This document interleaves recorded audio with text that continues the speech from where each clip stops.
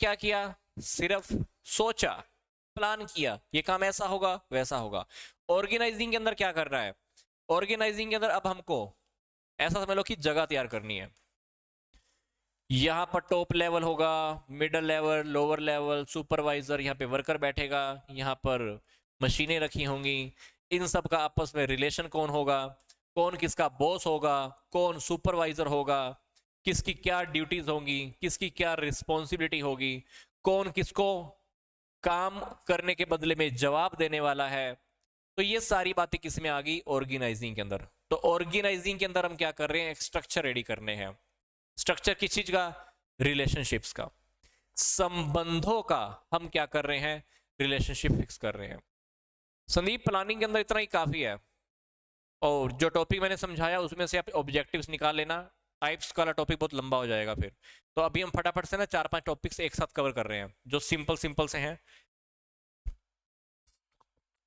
तो मैं क्या कह रहा था कि ऑर्गेनाइजिंग के अंदर हमने क्या किया, ऑर्गेनाइजिंग के अंदर हम एक रिलेशनशिप का स्ट्रक्चर रेडी कर रहे हैं, ये समझा रहे हैं लोगों को कि क्या कौन किसका बॉस होगा, कौन सुपरवाइजर होगा, कौन किसके अंडर में काम करेगा, काम पूरा नहीं हुआ तो कौन किसको जवाब देगा, किसकी क्या ड्यूटीज होगी, किसकी क्या रिस्पॉन्सिबिलिटीज होगी।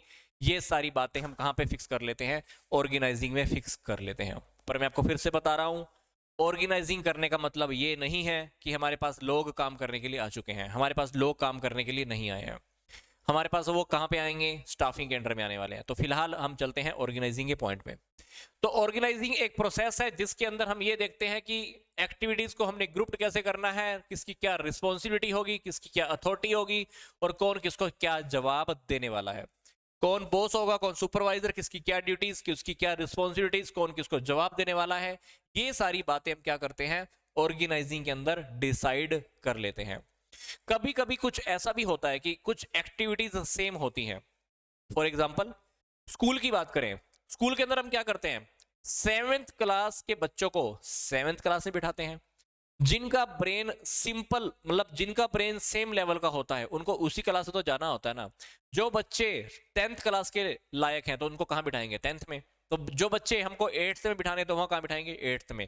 मतलब ऑर्गेनाइजिंग के अंदर क्या करते हैं, जो सेम टाइप की एक्टिविटीज होती हैं उसको हम एक ही ग्रुप में डाल देते हैं, जो दूसरे टाइप की सेम एक्टिविटीज होगी उसको हम दूसरे ग्रुप में डाल देंगे।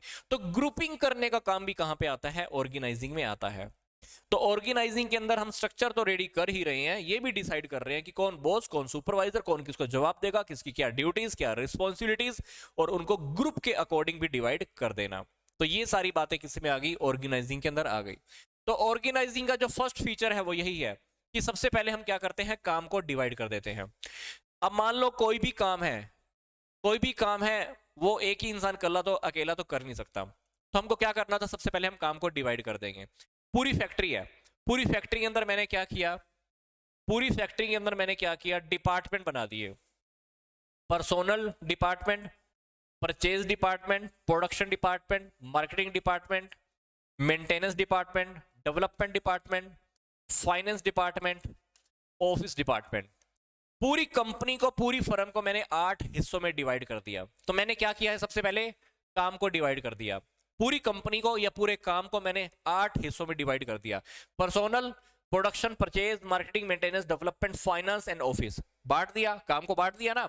अब काम को बांटने के बाद क्या करना है, इन सारे डिपार्टमेंट का आपस में कोऑर्डिनेशन भी होना चाहिए, क्योंकि ये सारे डिपार्टमेंट के लोग अगर एक दूसरे को सहयोग नहीं करेंगे तो आपको क्या लगता है, जो हमारे फर्म का जो मेन टारगेट है वो टारगेट आप पूरा कर पाओगे, नहीं।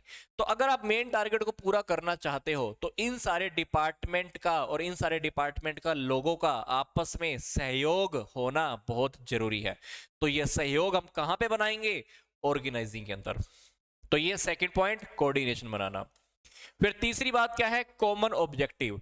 इन सारे डिपार्टमेंट के लोगों का, इन सारे डिपार्टमेंट का जो मेन टारगेट होता है, इस कॉमन ऑब्जेक्टिव को पूरा करना होता है। ये सारे काम करते रहे हैं, इसका काम क्या है, सिर्फ प्रोडक्शन करना, इसका काम क्या है, सिर्फ परचेज करना, इसका काम क्या है, सिर्फ फाइनेंस का काम करना। हालांकि इन सबके पर्सनल पर्सनल टारगेट भी हैं, पर इन सबके पर्सनल टारगेट फिर भी कहां जा रहे हैं, फर्म के मेन टारगेट की ओर। तो इन सबको अपने पर्सनल टारगेट तो पूरे करने ही हैं, पर इन सबको अगर हम टोटल कर दें तो वो एक फर्म के मेन टारगेट को पूरा करने की ओर है। तो इनका सबका एक कॉमन ऑब्जेक्टिव होता है। तो कॉमन ऑब्जेक्टिव हमको समझाना है, कहां पे समझाएंगे? ऑर्गेनाइजिंग के अंदर। अब हम बात करते हैं next, group of many person.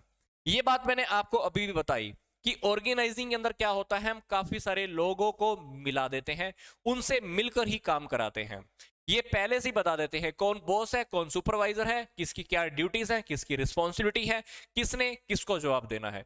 ये सारी बातें हम कहां पे डिसाइड करते हैं? ऑर्गेनाइजिंग के अंदर। तो डेफिनेटली कोई भी काम है, कोई भी कंपनी है, कोई भी फर्म है, एक अकेला व्यक्ति सारे काम नहीं कर सकता, बहुत सारे लोगों को मिलकर काम करना होता है।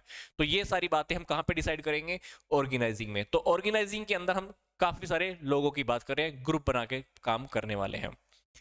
आगे बात आती है कि well defined authority and responsibility.